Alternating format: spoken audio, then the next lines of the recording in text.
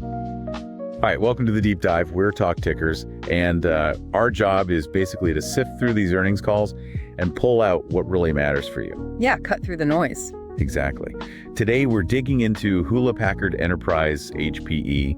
We're looking at their fiscal second quarter 2025 results based, directly on what management said on their call. Right. We want to give you the clearest picture of how they did, what their outlook is, and kind of the strategic direction, all straight from that source material. Think of it as your shortcut. We listen to the whole thing so you get the crucial bits right here. And what's key here, I think, is understanding their take after, what they called a pretty solid quarter, especially given they were tackling some operational issues from Q1. Right, and navigating a market that's, let's just say dynamic. Definitely. So we'll run through the main numbers first, then kind of unpack the details segment by segment. Perfect. We're grabbing those important nuggets, performance, outlook, strategy, all based only on what was actually said on the call. No speculation from us. Okay, let's jump in with the headlines. For Q2 fiscal 25, total revenue landed at $7.66 billion. Okay. Now that's up 7% compared to last year. And importantly, it just nudged above the high end of the guidance they'd given before. So a slight beat on the top line. What about earnings? Yeah, looking at their non-GAAP diluted net earnings per share, that came in at $0.38. Okay. And again, that was also above the high end of their outlook. They mentioned benefiting from tariffs being lower than they'd anticipated, plus some other operational factors up too. Gotcha. No, there was a GAAP number that looked quite different, right? A loss. Yes, that's the one. They reported a GAAP diluted net loss per share of $0.82. And that was actually below their GAAP guidance range. Okay, so what drove that big swing into loss territory on the GAAP side? It was mostly down to a very large non-cash goodwill impairment charge. We're talking about $1.4 billion, something like $1.03 per share impact. Wow, okay. Definitely need to circle back on why that happened. For sure. We'll get into that. So putting that specific non-cash item aside for a moment, how did management kind of sum up the quarter overall? They framed it as, solid results driven by focused and disciplined execution was the phrase they used. They made a point of saying they successfully tackled those operational challenges, especially in the server business from Q1. That was clearly a big focus. Okay, good. Let's peel back the layers then. Segment performance. Yeah. Server seems like the place to start, given those Q1 issues. Right. So server revenue was $4.1 billion. Now that's up 7% year over year, which looks good on the surface. But it was down 5% sequentially from Q1. And management was clear this dip was impacted by deliberate pricing actions they took late in Q1 to correct things. Okay. So they intentionally took a bit of a revenue hit sequentially to shore up profitability going forward. Exactly. That was the trade-off. They did say that higher AI systems revenue offset some of that, but the pricing changes were the main factor in the sequential drop. And the operating margin for server. That was the real pain point in Q1. It was 5.9% in Q2. Not great, but they did emphasize that they saw improvement during the quarter as those corrective actions started working. So the trend is heading, they hope, in the right direction. Okay, setting the stage for improvement later. Got it. What about Intelligent Edge? Networking. Intelligent Edge looked pretty good. Revenue hit $1.2 billion. That's up a solid 8% year over year. That sounds significant. It is. They specifically called out that this marks a return to year-over-year growth after 5 straight quarters of declines. So a turnaround there. It was also up 2% sequentially. What's driving that?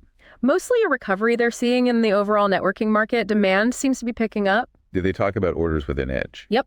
Orders grew high single digits year over year for the whole segment. And within that, double-digit growth for both data center and campus switching orders. Nice. And they also flagged really strong demand ramping up for Wi-Fi 7 tech, triple-digit sequential order growth there. Wow. Okay, so new tech is pulling demand too. And the margin in Edge? Pretty healthy. Operating margin was 23.6%. Okay, so networking seems to be back on track. How about hybrid cloud? Hybrid cloud revenue reached $1.5 billion. They said it showed broad-based strength. It was up 15% year over year and 4% sequentially. Actually beat their own expectations. And what was the star performer there? Electra MP? Definitely. Electra MP continues to be a standout. Revenue from that platform was up triple digits year over year. Triple digits. Wow. And orders were up over 75% year over year. And, this is the 4th quarter in a row they've seen orders grow over 75% for Electra MP. So sustained momentum. That's impressive consistency. And GreenLake? their big cloud subscription play. Still growing strongly. The annualized revenue run rate, or ARR, reached $2.22 billion. Okay. That's up 47% year over year, which importantly puts it above that 35% to 45% growth commitment they'd made previously. So exceeding their own targets there. Right. And they noted that software and services are now over 70% of that total ARR, which kind of shows that strategic shift towards, higher value stuff. Any customer stories or specifics on hybrid cloud? Yeah, they talked about momentum with VM Essentials within GreenLake, mentioned over 1,000 interested customers, and highlighted one, Danfoss, planning to replace like 75% of its virtual estate with it. Okay. And the operating margin for hybrid cloud? That was 5.4%. It was up year over year, but actually down sequentially. They said that was mainly due to higher variable comp this quarter. Got it. Last segment, financial services. Right, HPE FS. Revenue was $856 million, pretty flat, up 1% year over year, down 2% sequentially. Financing volumes were actually down 20%. Okay. But the operating margin was 10.4%. They pointed out that's the highest it's been in 2 years, mainly driven by keeping costs tight. All right. Let's swing back to that server segment and the fixes. Management seemed confident. What specific things did they say they did? Yeah, they were pretty concrete about it. First, implementing much more rigorous reporting and analytics. Faster visibility, faster response, basically. Yeah, fans. Second, tightening controls around the deal desk. So more management oversight on the cost assumptions they use when pricing deals, especially looking forward. Okay, less room for error on pricing. Hopefully. And third, actively managing their inventory exposure, especially with AI components and transitions, trying to improve working capital there too. And what's the goal? Where do they expect these actions to take the server margin? They were explicit. They expect these steps to drive the server operating margin back up to approximately 10% by the time they exit Q4 this fiscal year. 10%. Okay, that's a big jump from 5.9%. It is ambitious, but they laid out the plan. Right. Now let's talk AI systems. That feels like where a lot of the buzz is. Oh, absolutely huge. So in Q2, they signed $1.1 billion in net new AI systems orders. Net new, okay. Yeah. And interestingly, they said about a third of that came from enterprise customers, not just the big cloud guys. So broader adoption happening. That is interesting. And revenue recognized from AI. They converted over $1 billion of existing AI orders into actual revenue this quarter. That's up from about $900 million last quarter, so converting the backlog faster. And speaking of backlog, where does that stand now for AI? They finished Q2 with a $3.2 billion backlog specifically for AI systems. $3.2 billion. Yeah, and that's up another $300 million just from Q1. Plus, they emphasized the pipeline of potential deals is, multiples of that backlog. So demand still looks really strong. Did they talk about the different chip generations, like Blackwell versus older stuff? They did. They mentioned being involved in Blackwell system builds, including one large deployment using NVIDIA's Grace Blackwell MVL72 systems that's apparently nearing completion. Okay. Looking ahead, they expect demand will eventually shift towards the newer 300 series systems. But they were careful to point out that most of the big deals in their current pipeline are still based on the 200 series. The big shift to 300 series is probably more like late 2025, maybe early 2026, as those systems become more widely available. Got it. Now, back to that GAAP loss and the goodwill charge. You said it was tied to hybrid cloud. Can you unpack the why behind that again? Sure. So yeah, the GAAP loss was dominated by that non-cash charge, about $1.4 billion linked to the hybrid cloud segment. It happened because they had to do an impairment test during the quarter. Okay, a required test. Right. And the trigger was basically macroeconomic uncertainty pushing up the market-based cost of capital assumption. It's an input they have to use in their accounting models. So it sounds like it was more of a technical accounting thing driven by market conditions, not because they suddenly think hybrid cloud is doing badly. That's exactly how they positioned it. They stressed this charge does not reflect any change in their strategic view of the hybrid cloud business or its performance or its fundamental value.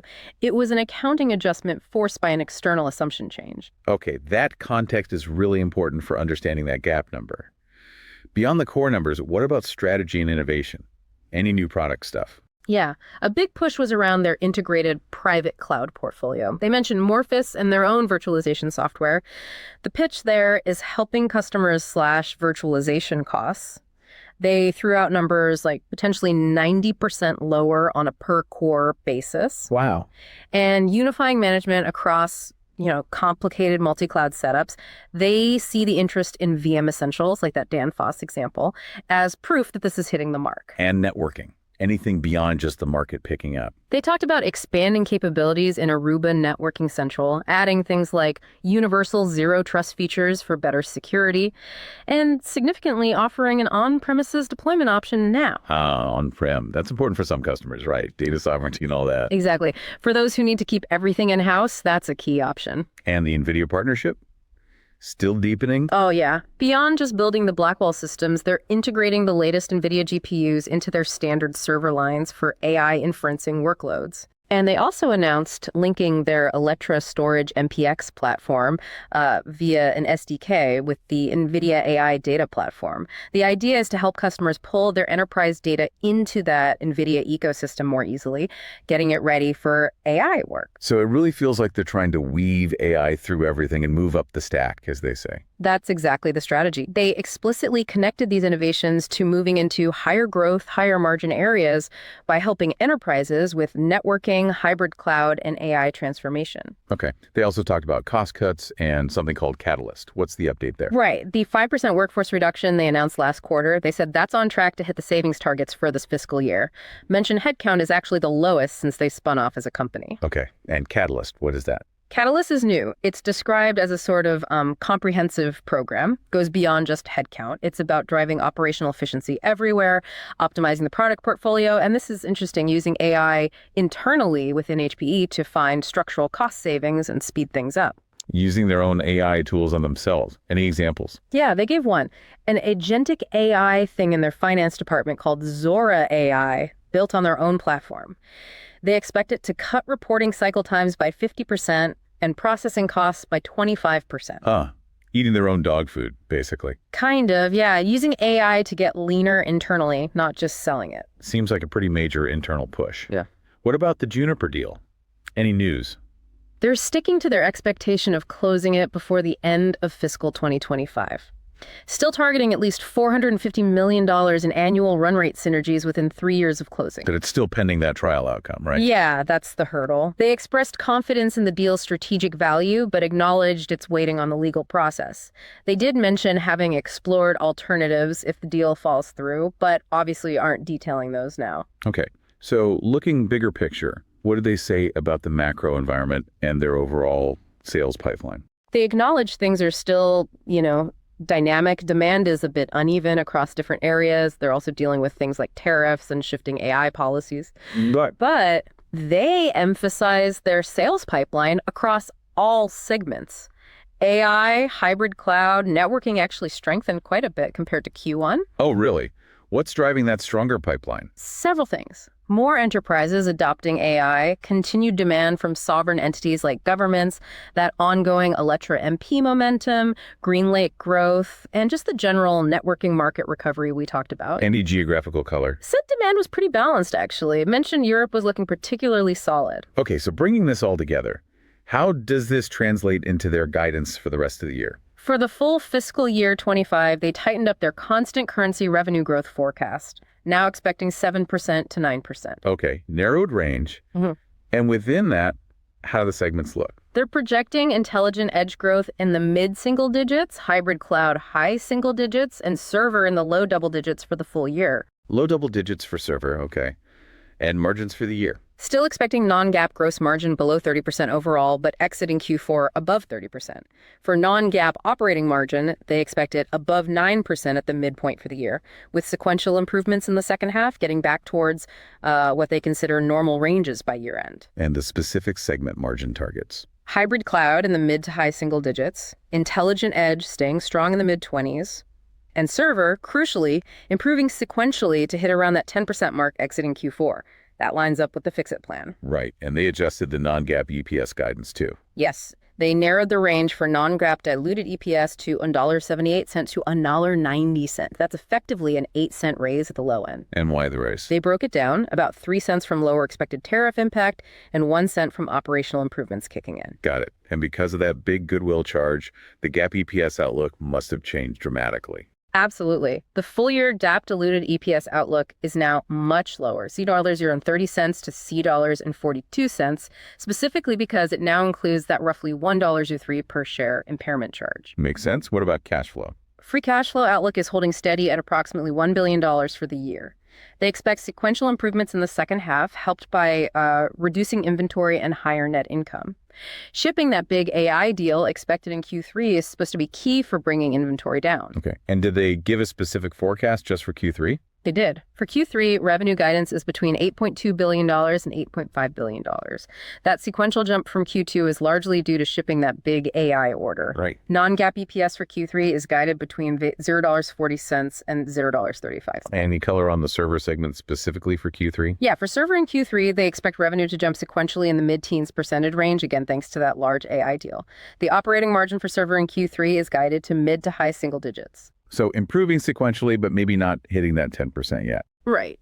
It reflects improvement from Q2 due to the fixes, but it's also somewhat held back by the higher mix of AI systems revenue in Q3, which tends to have lower margins initially compared to traditional servers. Okay, that makes sense. So if you're looking at all this from a market perspective, what are the kind of key takeaways an analyst might focus on here?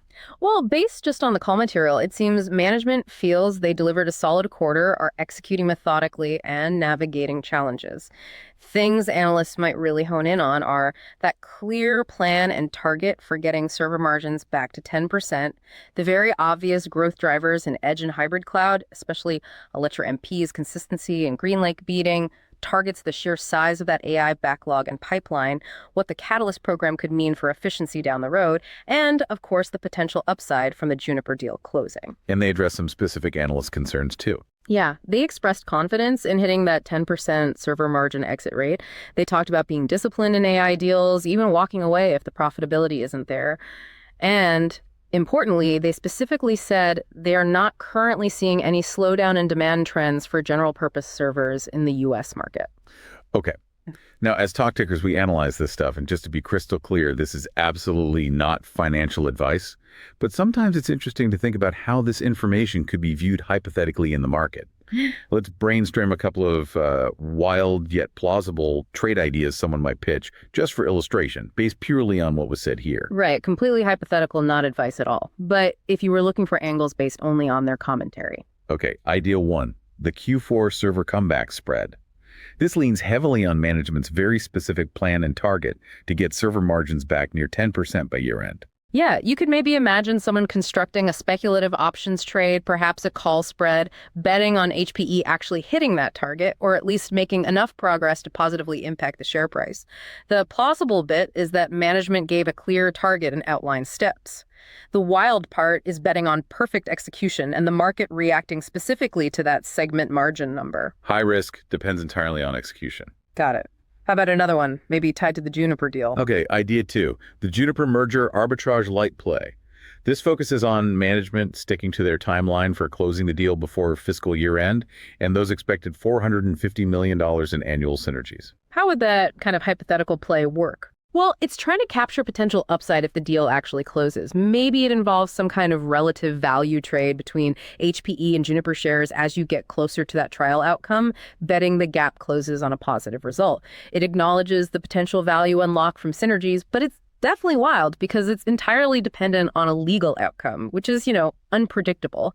Purely an illustration of focusing on that specific forward-looking statement. Okay, and super important to stress, again, these are just thought experiments based on the call content. Market commentary, absolutely not financial advice. Definitely not. You always need to look at the original sources, do your own deep research, understand all the risks. So let's wrap up this deep dive on the HPE call. Yeah. What are the absolute must-know takeaways, just based on the source material? Okay, based on the call, HPE reported solid Q2 results.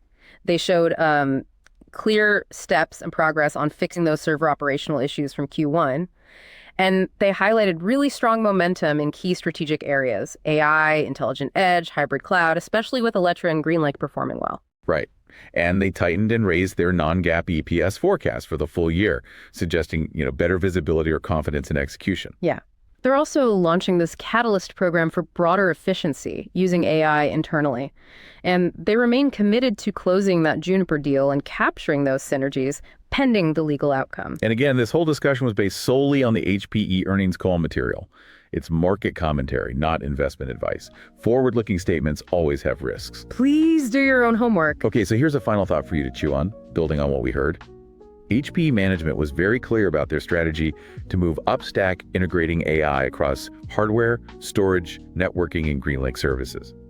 If they continue executing on that specific strategy, how might that reshape their competitive standing and maybe their long-term value in this incredibly fast-changing IT world? Something to think about.